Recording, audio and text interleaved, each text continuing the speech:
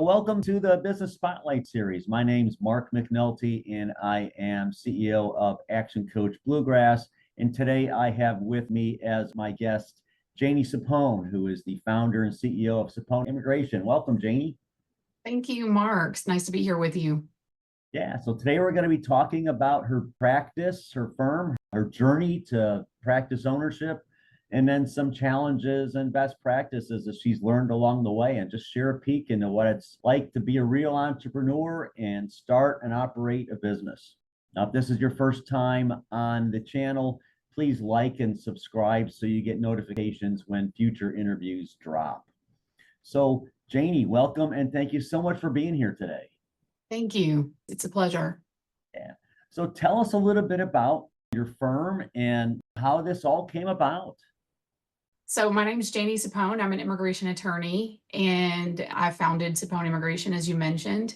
And when I started my firm, I did what most newer attorneys do. I went out solo. I opened my practice all on my own. I had no employees. I just kind of went for it. And over time, I hired people to help me along the way. But that's really how I got started. I just wanted to do something different. And I took a leap of faith at a time that was probably a little challenging in my life, but it felt like the right time for me. And it's turned out really great. That was, nearly 12 years ago, and it's been a wonderful journey. So, you built it up from just you and an assistant, and you built a team. So what does the practice look like today? Yeah, so as I mentioned, when I started, it was just me. I was all by myself. I have a funny story. I'll tell you about that later. But and as work started to grow, I started hiring people, and I think I approached that probably like most solo practitioners do, just kind of looked for a couple of people that can maybe help me do some simple things. And work grew because I had the right approach to my work. So my work grew through organic referrals, and I was growing pretty typically for a small business owner. And then, probably about 3 or 4 years ago, I really started changing. I became a lot more intentional about looking for the right team members to help me reach the goals I was actually trying to reach for the firm. I think when I started out, I was thinking, I want to practice law, I want to help my clients, and I just want to be able to handle these cases and make sure that I can do it timely and well. But as my journey as the CEO went forward, what I wanted to achieve really changed, and it has changed the way I've grown my firm over the last couple of years. I'm still the sole owner, but my approach to the firm growth is very different, as explained. So, right now I'm the CEO and the senior attorney for employment-based or business-based immigration work and compliance matters. But, I have a diverse team of individuals that I've been slowly curating and putting together so that we can offer a really unique experience here at the firm for our clients and offer a wide variety of services.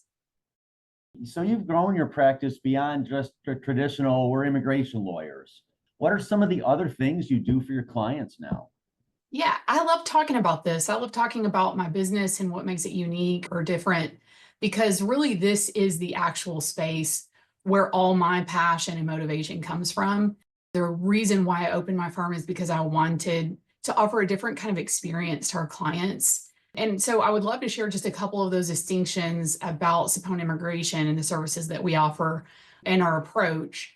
First, we have combined services into one firm that is really unique. Inside the immigration industry, the legal immigration industry, it's pretty common to see firms that focus all of their practice area on either family-focused immigration cases or business-focused immigration cases, but usually not both.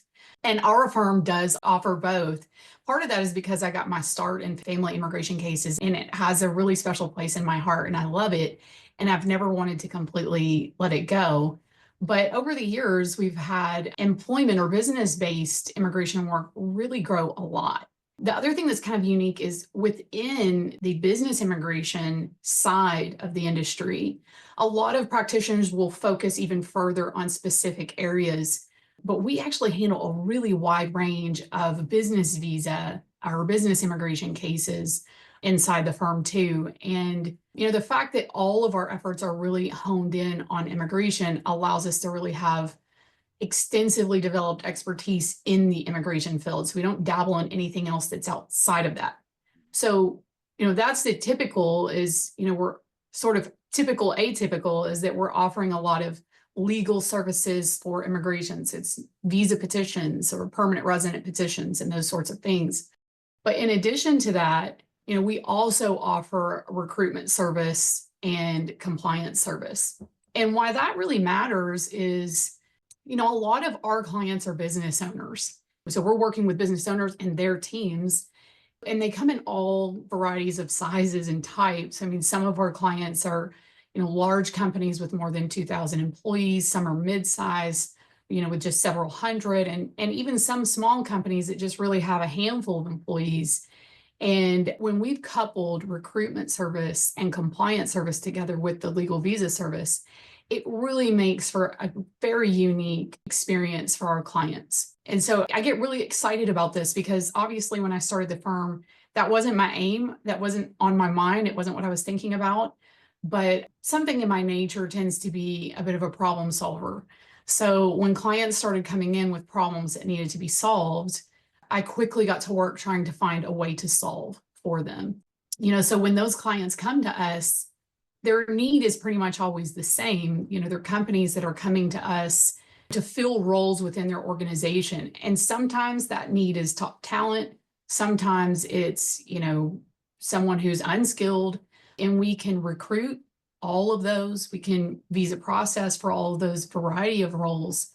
And then after a person's employed, we can continue to support our clients.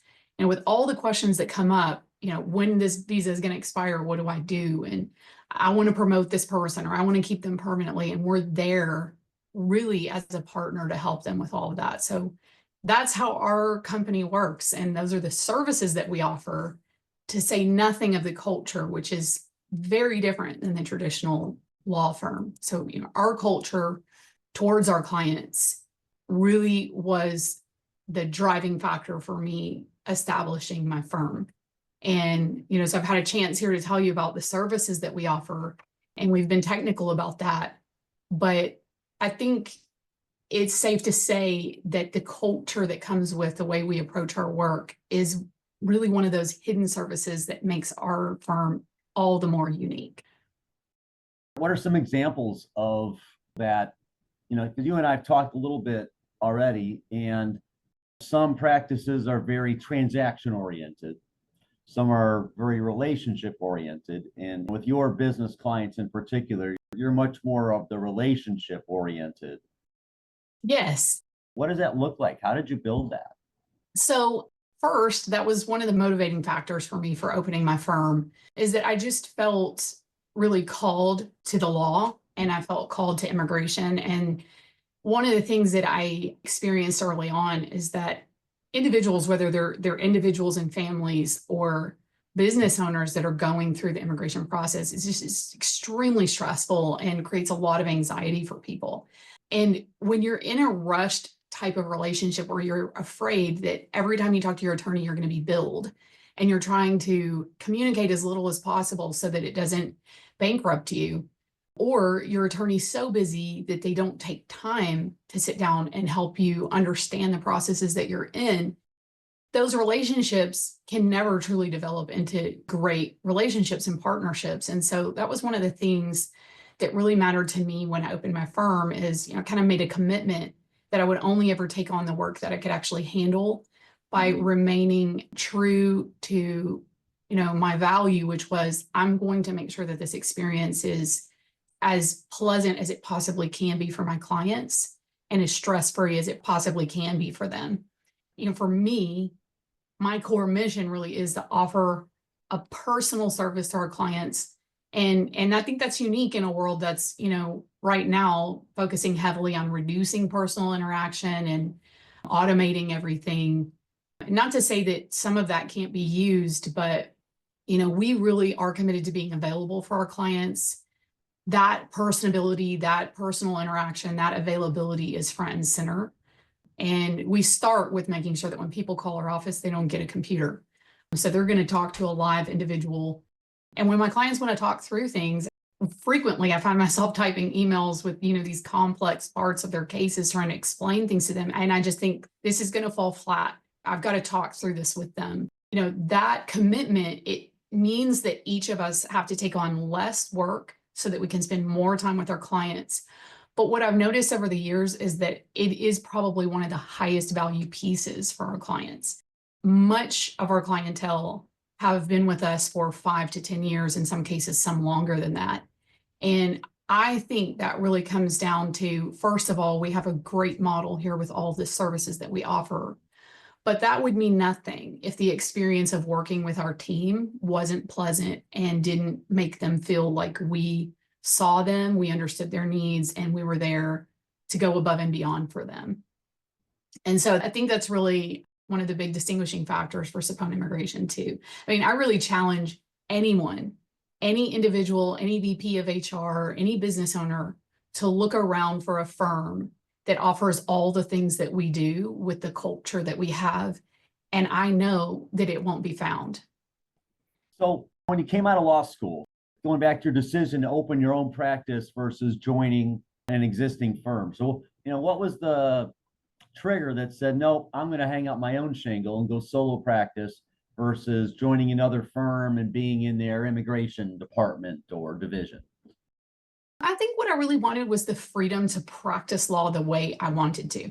And sometimes that means slowing down and handling fewer cases. And in the legal industry, that's heavily driven by let's time bill and every minute needs to be billed for, is really in conflict with the way that I wanted to practice law. And I also wanted the ability to be able to take on pro bono cases that I felt moved by. And I didn't want to have to beg an employer to allow me to do that. And one of the main reasons I went into law is because I just felt this genuine desire to do more with my time that made, lasting impacts for good on people's lives. And I felt like I was going to have a lot more success reaching that goal working for myself and founding a firm than trying to look for a firm that would be the right fit for me. What were some of the roadblocks or challenges that you had to overcome to kind of get your firm off the ground as a solo and start being able to deliver the way you wanted to? Well, I mean, I think probably some of the challenges that I face are challenges that lots of business owners face when they're starting their practice, and, the risk, the uncertainty. I had maybe 4 or 5 clients when I started my practice. And so I really was counting on, work picking up and people coming and trusting me with their cases. So that was a typical challenge I think a lot of business owners have when they're first starting out, is they don't have a lot of business and they're sort of taking this risk. But I think, just to showcase, is kind of the funny story I was referring to earlier, is one of the more challenging aspects of starting my firm is that when I started my own practice, I already had 2 children, and I was actually 7 months pregnant with my third. At that time, I was, like I said, I had just a couple of clients, and I had really committed to helping some new clients that had come in. And, in the law, we have a lot of very time sensitive projects and deadlines. And I definitely did not take that lightly, as mentioned in kind of my approach to the work and the culture.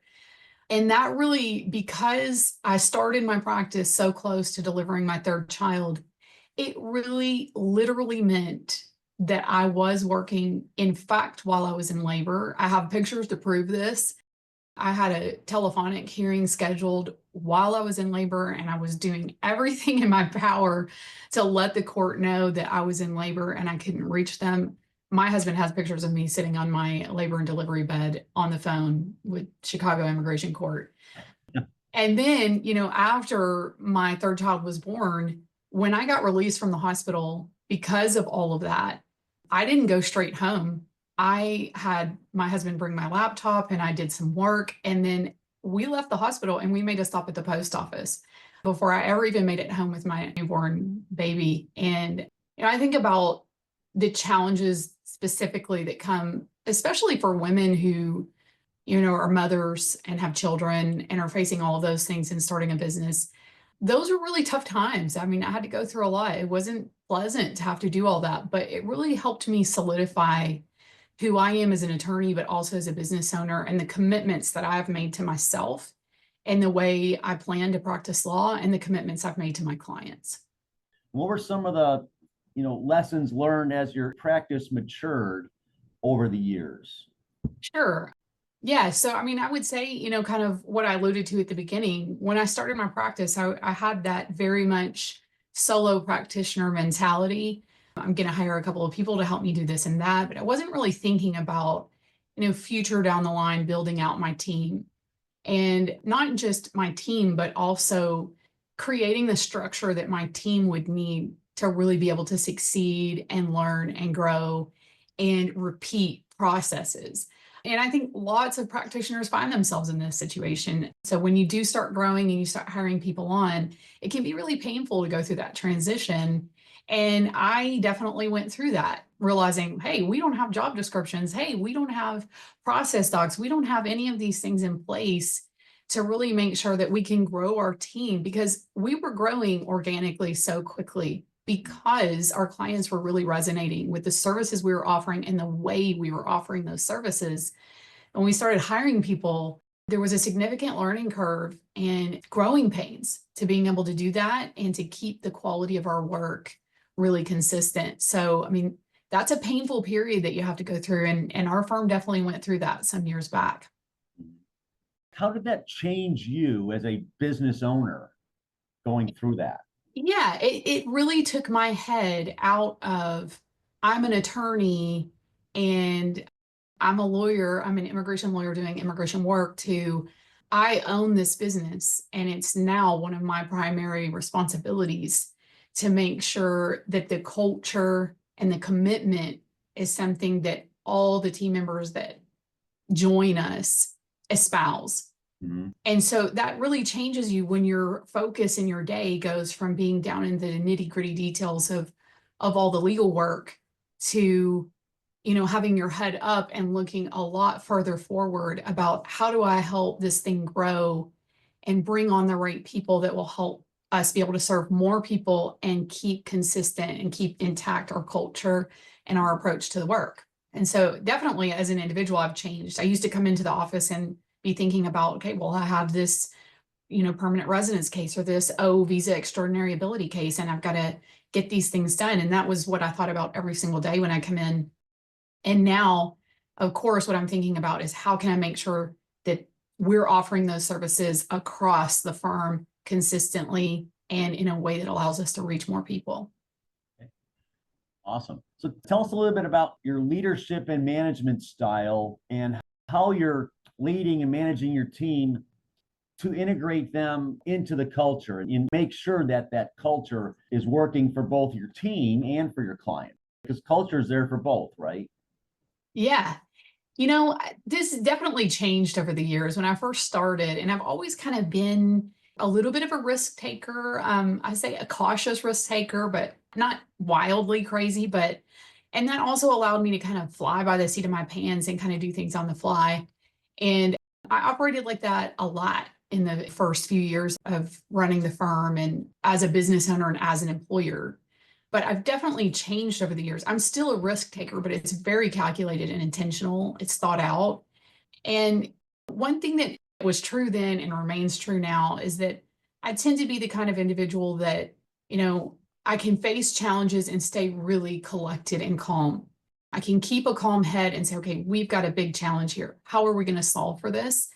And I would say that's probably one of the things that my team appreciates the most about me. It's one of those skills that I try to transfer the most to my team members. The other thing is that I've definitely learned over the years is that, you want to make sure that your team collectively has a diverse skill set and gifts and strengths. So I've definitely thought about who we put on our team and why we're putting them on our team and what roles they're going to fill to make sure that we really give the best experience to our clients through that diversity of strengths and skills. So where do you see your practice 3 to 5 years from now? What does Sapon Immigration look like 3 to 5 years from now, if it works out the way your master plan is set? Yeah, I mean, I think we're likely to experience a lot of growth. I mean, we're growing fast right now. The current environment for immigration is just really perfect for growth. We were already growing before Mhm. this new administration took over, but I think that in 3 to 5 years from now, we'll likely have a second office location and probably be at about double the number of our team members that we have. And I'm excited about that, not for reasons that some people might think on the surface, which is, oh, my business is growing and that means you make more money or so on and so forth. But what really moves me, what really I'm passionate about is offering this unique experience that we offer to more people out there who are really hungry for these kinds of experiences with their attorneys or with the people that they're choosing to partner with to help them reach their goals. On the business side, we have employers that come to us and tell us, this is what I envision for my business, but in order to do it, I need people, I need manpower, and I need help. And then when people get here, I need guidance on how to make sure I'm complying with the rules of these visas. And it moves me. I'm so passionate about being able to be a tool, a help for other business owners to be able to reach their goals. And so, that's the reason why I'm really excited about all the growth. It's because it gives us an opportunity to do more for people out there in the community. Awesome. So we've covered a lot. For everybody watching this, go ahead and watch this a couple times. She's shared a lot around culture and relationships with clients and being more relationship focused than transaction focused, and especially in the legal world, but also in other professional services. It's really easy to get caught up in transactions and forget about relationships. So, Janie has built a real relationship culture with her team and clients. So, Janie, last few questions here. What has been your key to success? Well, I think if you love what you do and you genuinely care about the people that you serve and you bring both of those things to the work, you're going to find success. It's impossible not to. I think that's what really resonates with people is when they sit down with me or they talk to me and they know that I actually really do care about them and I love what I do. And I feel like if you can put those two things together, it's impossible not to succeed. Awesome. So what's one piece of advice you would have for other entrepreneurs and business owners? This is tough, right? Because I feel like there's lots of pieces of advice I could give, but I think probably top of mind is, be sure that you understand what it means to own a business and that you think it's something you're actually going to enjoy. There really is a difference between being a business owner and running a business and working in your profession. Those two things are not the same. And, before you start a business, do the research, do the soul searching to make sure you understand what it means to own a business and that it's something that really will bring you happiness and that you'll enjoy. Okay, awesome. So what's a book you're reading or listening to that you would recommend to other business owners to read or listen to? Right now, I'm reading a book called Wealth Wired Differently by Chad Willardson, and that's great. It's kind of what to do when your business is thriving, what to do with your assets. But a book I read not too long ago that really had a big impact on me was called Buy Back Your Time by Dan Martell. Great book. And really, really great foundational pieces there on how to kind of get out of the day-to-day and get above it. It's still a work in progress for even me. Right. It's a great book. So, all right, what are the ways people can find you? I know we've got saponlaw.com is your website. What are some other ways people can find you online or learn more about you and contact you? Sure. Definitely visit the webpage. We've got a lot. We actually revamped our webpage about a year ago to make sure there's a lot more really rich content there. So you can read a lot about immigration matters that you might have questions about. So definitely visit the website at saponlaw.com. But we also have LinkedIn and Facebook and Instagram. And some of our videos and webinars, sometimes we post on YouTube as well. So you can find us at Sapon Immigration on all those social media platforms. Okay, so it's saponlaw.com is the website, but on the social, look for Sapon Immigration, right? Yes. Okay, great. Thank you so much. So, all right, last question of the day for you, Janie. What inspires you the most right now? Man, I think it's just that there's so much opportunity to help people out there. We just really are living in unprecedented times. And I started this journey in the law because I, since a child, have really had a desire to help people, to do things, to serve people, and do things that bring people happiness. And right now, I just feel like there's so much opportunity to get out there if you're a business owner, to create a service that actually makes someone's life better and brings them happiness. And that's what moves me. Awesome. Thank you. I love that answer. All right, listeners, this has been Janie Sapon with Sapon Immigration. She has shared a ton of great nuggets for us. Watch us a couple times. Be sure to bookmark it so you don't miss future interviews after you watch this one. Janie, thank you so much for being with us today and sharing your story and some of the lessons you've learned, and then not just learned, but applied to your practice as you've grown. Thank you so much. It's been a pleasure. All right. Thank you again, everybody, for listening, and we will see you again on the next interview. Bye for now.